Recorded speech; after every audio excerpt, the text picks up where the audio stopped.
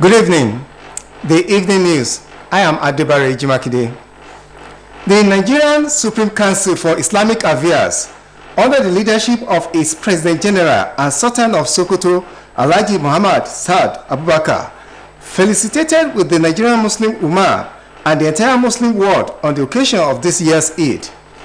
He noted that in the spirit of Ramadan, Muslims are reminded that Zakatul Fitri is a compulsory food levy imposed on privileged Muslims to be given to the less privileged in the society, appealing to all concerned to ensure that they do not only comply, but also comply on time. The President-elect Bola Tinubu, in a message to celebrate Eid, said citizens should constantly seek to become a better version of themselves in patriotism, dedication to duty, and honesty, reiterating his resolve to ensure a prosperous Nigeria under his watch, while stating that he is ready to work with all Nigerians.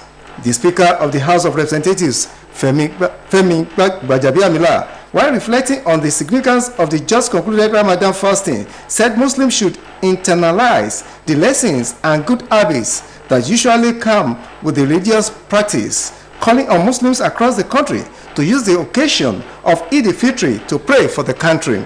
The Inspector General of Police, Usman Akali Baba, has charged commissioners of police and tactical commanders in all states of the Federation and the Federal Capital Territory, as well as their supervisory assistant inspectors, generals of police, to beef up security ahead of the Eid celebration. According to a statement by the police public relations officer, CPS Olumiwa Adejobi, personnel deployed must be professional and mindful of the fundamental rights of citizens while discharging their responsibility with all sense of decorum and alertness. The state governor, Senator Ademola Adeleke, has urged Muslim faithful in the state not to jettison the virtue of love and sacrifice the holy month of Ramadan teaches. This is contained in a release issued by his spokesperson, Malam Olawale Rashid. The governor, while felicitating with Muslims on the celebration of this year's Eid al-Fitr, charges the Muslim faithful to continue to live with love, sacrifice, and pity as they did throughout the holy month of Ramadan. Governor Adeleke urged the Muslim not to forget the lessons the month teaches them while they mark the end of the month of Ramadan.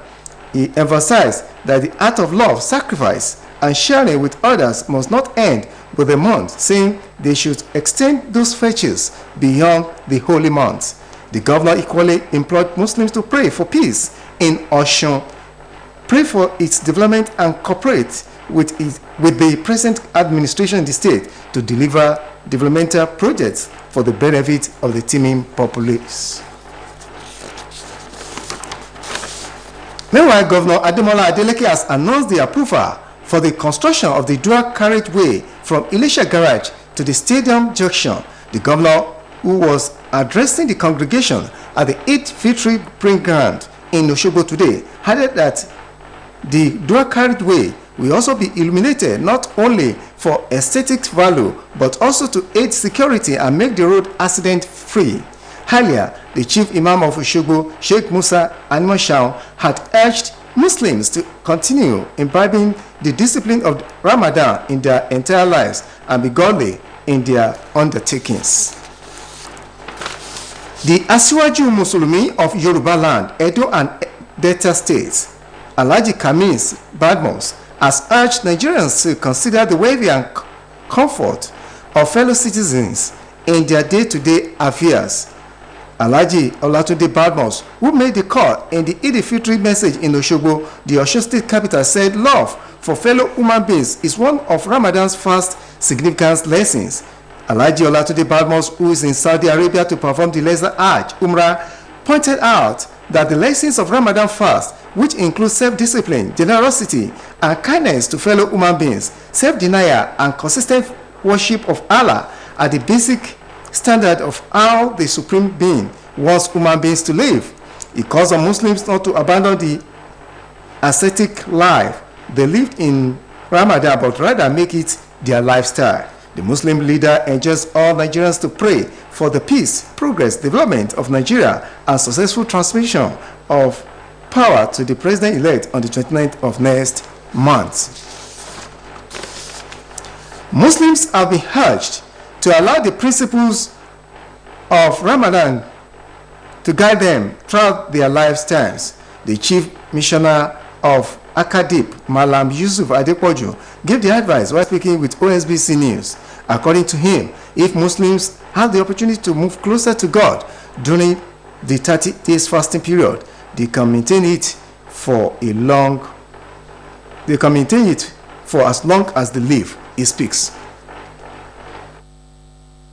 After Ramadan, a Muslim should try to inculcate the habit of not returning to sin, because when Ramadan comes, the Holy Prophet Muhammad sallallahu alaihi wasallam is reported to have said that Almighty Allah will cage shaitan and its shayateen.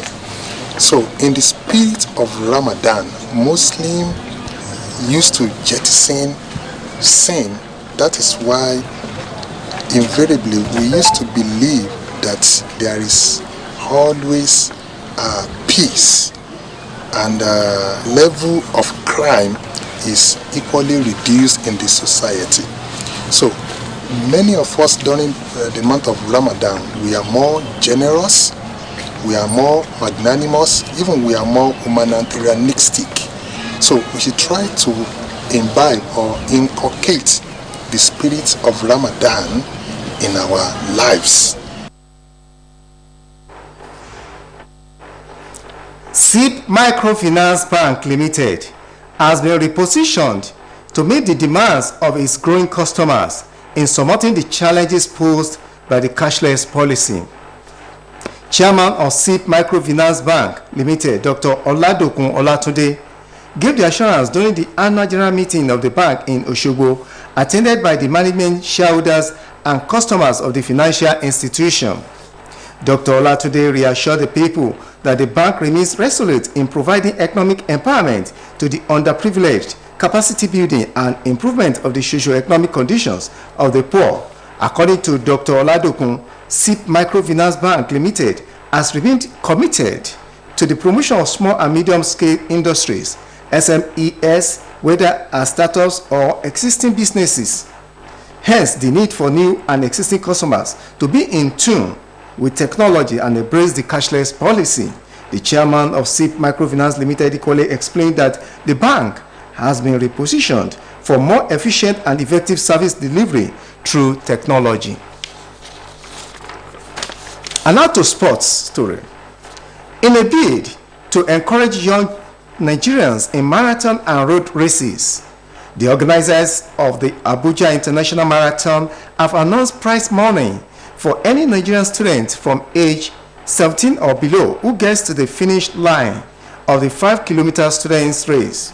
The race is in 3 categories: the full marathon 10-kilometer race and the 5-kilometer for students. Race director Olukayode Thomas told newsmen that the first 5 Nigerian students to clock the finish line in the 5-kilometer race will be rewarded with cash prizes. He also said the winner of the 5-kilometer race will pocket 500,000 naira. The second takes home 300,000 naira, while 200,000 is for the third prize winner. Also, the fourth and fifth winners will be given 100,000 naira and 50,000 naira respectively. According to the organizers, both Nigeria and foreign elite runners alongside students will partake in the 5-kilometer, 10-kilometer and full marathon races slated for April 29 this year. Meanwhile, Federal Capital Territory Director of School Sports Adamu Ashimo, in a press briefing, said the aim of the 5-kilometer race is to encourage Nigerian youth to embrace road races and marathons. And now to a foreign story. Fightings between the army and paramilitaries in Sudan has killed around 200 people and wounded 1,800, damaging hospitals and hampering aid After 3 days of urban warfare, report says a week-long power struggle exploded into deadly violence between the forces of two generals who seized power in a 2021 coup. Sudan's army chief Abdel Fattah al-Burhan and his deputy Mohamed Hamdan Daglo, who commands the paramilitary rapid support forces. Analysts say the fighting in the capital is unprecedented and could be prolonged despite regional and global calls for a ceasefire as diplomats mobilize. U.S. Secretary of State Antony Blinken said he had spoken with the two generals and underscored the urgent need for a ceasefire. Blinken tweeted that too many civilian lives have already been lost. That ends the evening news on Osbc TV. Join us at 7 for major reports. Thanks for watching.